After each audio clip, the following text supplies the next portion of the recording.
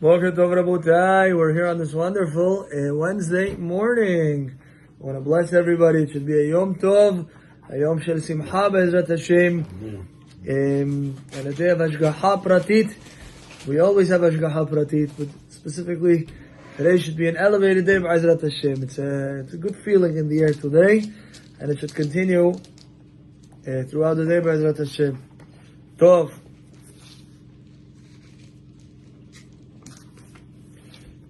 In the morning I learned with the gentleman a topic, but I don't think we're going to follow that right now. Okay, we're learning today the next chapter. This is Rabbi Chaim Kanievsky's book. It's called Orchot Yosher. Orchot Yosher means the path of the straight. Yes? Yashar Yosher is to be straight, and Orchot are the pathways.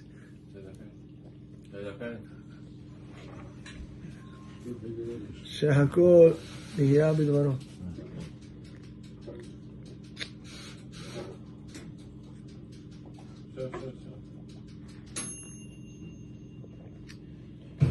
Can I ask you a quick question, Rabbi? For regular tzitzit, when we were daily. What? For regular tzitzit. Yeah. How often do we have to check the strings? Do we have to check it often? Like, you know, Some tzaddikim, the Ben Ish Hai writes, check it every day. Today, the chazakah is that they're intact. And therefore you really could rely on the fact that yesterday they were kosher and 2 days ago they were kosher, and you really don't have to check them. all right. Okay. It's good every once in a while to take a look. Because we do laundry sometimes, they get like tangled up and stuff. So the laundry, you should untangle them. Yes, definitely. You should untangle them. He's right. In the laundry they become all over the place. The tzitziot or the talitot, whatever they launder, you have to make sure that its strings are separate. You have to be mafrid the tzitziot. There's a discussion if you can do that on Shabbos, on Shabbat Kodesh, and we hold lehalacha that if it's not brand new, it's mutar. But generally, one should try to adhere to all opinions and therefore try to do it before Shabbat. That way, you're not in the situation. What? So that's a good question. What happens if it's tangled? I have to see if you can fulfill the mitzvah if it's all tangled up. Because it's more important the knot. But the strings themselves, you need to have 8 strings. And if all of the strings are tangled up, I don't know if that counts for 8 strings. 8 strings, maybe there's some zaputas. Yeah, but that's already a different style of strings. We need it to be straight. So, we are today studying. Okay. He says, he's speaking about a topic called tahara. Tahara means purity. Purity, it deals with areas of holiness, specifically with the eyes, and with the Brit Kodesh. That a person who protects his eyes, he doesn't look where he's not supposed to. And while he protects his Kiddusha, he can elevate himself to get to Kiddusha. And Kiddusha and Tahara, they're like partners. Tahara is purity, Kiddusha is holiness. Yes, there's a connection, a strong connection between the two topics. Now, Rabbi Chaim Kanievsky discusses here the concept called Tevilat Ezra. Tevilat Ezra means as follows. There was a great leader of the Jewish people. His name was Ezra HaSofer. Ezra HaSofer, he made an enactment that every time male energy, the droplets, leave the male body, he should go to Mikveh. It's called Tevilat Ezra. That means every time a guy is fulfilling mitzvah of Prurvu, he should go to Mikveh. According to the Takana of Ezra HaSofer, it's called Tevilat Ezra. Why did he make this enactment? He didn't want that the Talmidei Chachamim should be like roosters at home. Yes? Always next to their wives. He wanted them to be busy with learning Torah, with everything else. So, that's the external reason of why they enacted that they fulfill mitzvah, the next day go to mikveh. Why? That it was in order, as mentioned, that the husbands shouldn't be like roosters next to their wives. But there are deeper reasons to why this takana was enacted. The Rabbi Chaim Kanievsky writes that the power of mikveh is very, very elevated, very lofty. So too writes Rabbi Eliezer Papo, the Pele Oetz. He writes that tahara, purity that one attains from the mikveh, it's an unbelievable and elevated thing. I believe they say in the name of the Baal Shem Tov that all of the elevation that I elevated myself, the power came from mikveh. Now, many people, they hear this, they get nervous. Why? Because mikveh, it's an external act. I go, I dip myself in the mikveh and I go, Hazak Baruch. There's nothing happening on the internal. I didn't work on myself. I didn't elevate myself. So again, one doesn't contradict another. We still have to do the self-work. We have to learn the musar. We have to elevate ourselves. But in essence, the power of mikveh, it opens up the spiritual pores, and you're better able to download the heavenly Wi-Fi. Says the rabbi, "Hinedat harbe kadmonim shelo bitlu tevilat Ezra ela Torah." Meaning, there's a question: if a person didn't dip in a mikveh, is he allowed to learn Torah and is he allowed to pray? So this enactment of Ezra, it wasn't accepted. Meaning, it was accepted, but it didn't manifest into all of the Jewish people. That means many people couldn't hold this level of responsibility, that every time he's fulfilling mitzvah, he has to go to mikveh. He has to drive now all the way to Main Street, all the way to BG, all the way here and there. It's difficult on people. So many did not accept this takana in its beginning. Because of that, the rabbis, they undid the takana of Ezra. They said you don't have to go to mikveh anymore. There's no obligation to go to the mikveh. While that's true, says the rabbi, many opinions hold that's only when it comes to learning Torah. That means in order to learn Torah, you can learn even if you didn't go to mikveh. But when it comes to prayer, he says many opinions hold you still have to go to mikveh. That means even when we got rid of the fact that you have to dip, that was only not to prevent you from learning Torah. You can continue to learn, don't dip. But when it comes to praying, there are many opinions that say you're not allowed to pray until you go to mikveh. We don't all like those opinions, but they're very heavy opinions. The opinion of Rav Hai Gaon is a very heavy name. Rabbeinu Hananel, another very heavy name. Kol devarav divrei Kabbalah. Ve'od harbe rishonim, many other rishonim, they held that a person has to go to mikveh before he prays. You can learn Torah, no problem. You didn't go to mikveh. But to pray, shaharit min harvit, you have to make sure you're pure. That was their opinion. Now, even though the Rambam, he wrote in his book that you don't have to go to mikveh. They undid the whole takana. You don't have to go to mikveh. The Rambam writes, but the rabbis of his generation, they were not happy. They wrote to him like, well, what's going on? The Torah is more holier than the prayer. So почему Torah? Torah не принимает нечисть. The Torah doesn't accept tum'ah. It doesn't accept tum'ah, and therefore it doesn't matter who the person is. If you learn Torah, Torah always stays holy, because all of Hashem's words are like fire. Fire не принимает на себя нечисть. Just like when you have gold, you refine. Yes, it doesn't matter how dirty that gold is. The fire is going to fix it. Fire doesn't pull on itself impurity. And so to the Torah, when a person learns, it doesn't matter where he is. He went to mikveh, he didn't go to mikveh, it doesn't matter. It's better if he goes. But the Torah, if he didn't go, you can continue to learn. Why? Because the Torah is this essence of fire, that's the essence of purity. And она сама очищает человека, и миквeh, то, что не пошел, это его не запрещает изучение Тора. But когда вопрос молитвы, there are many opinions who hold you should go to mikveh. So back to the Rambam. Rambam пишет, you don't have to go to mikveh, даже молиться. Может человек искупаться, и все хорошо. Ему мудрецы сказали, Rabbi, what's going on? And he writes in a letter, he says, even though I write, you don't have to go. He says, I myself was never mevatil. I always went to the mikveh when I needed to. Yeah, even though I wrote, you don't have to. But I always went, I was never miyamaylo bitalti tevilat Ezra. Says the Gemara, you don't have to. But if you do, you're going to get long life. You don't have to go to mikveh. But if you do, it blesses a person with shefa and beracha in his life also. It sweetens all of the judgment. Vada, its source is chesed, mercy. In heaven, where the water stems from, its root, its korin, it's a milaserdia, mercy. That's why when you go into the water, it's aslasha, it's sudi. It sweetens all of the judgment. Now, again, if it's difficult, it's difficult. But by Ezrat Hashem, our community, soon, we have to start davening. I think today I'm going to daven for it. Yafeh. That we have to start davening. That what Hashem give us. Not one mikveh, not two, but 5 mikvahot by Ezrat Hashem. For men, for ladies, they're going to come soon. You ready? Can you imagine waking up in the morning, walking to Bet El? Hopefully they're going to have a men's mikveh also. Dipping over there. Unbelievable. No? That's close to you, that's And if not them, then hopefully on Siri they're going to put one up. Wherever they put one, it's close to me. Everywhere. Where I used to live, over there, the mikveh was chok v'lo yavor. On a daily almost, we can't say things, but it was chok v'lo yavor. Yeah, that people would go, they would purify themselves, elevate themselves. Now we live in fresh ghetto. By the time you drive to the mikveh, time to drive back. Oh, no power anymore. But it's definitely worthwhile for any person who can. You should definitely do it. The Paleo H writes that even if it helps you a little bit with your neshama, why wouldn't a person go and exert himself to fulfill this mitzvah? Just to give you a perspective, Mikveh takes a person who's not Jewish. Yes, you dip him inside, he becomes Jewish. Yeah. That's the power of the mikveh. It's an unbelievable power. So ladies, generally, the mikveh, the $20 for the ladies. I don't think they're going to dip every day. I'm kidding. But no, imni kasayit. So ladies, they go to mikveh only when they need. Once a month, or after birth, whatever it is. But that's it. They don't have chiyuv. We don't have chiyuv either. But ladies, they dip less. Unless a guy has a private mikveh at home, then maybe over there you know what I mean? But generally not. Tov.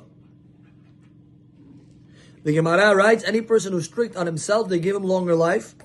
And many Gdolim, many Torah giants, they never got rid of this Tevilah of Ezra. They always dipped when they needed to.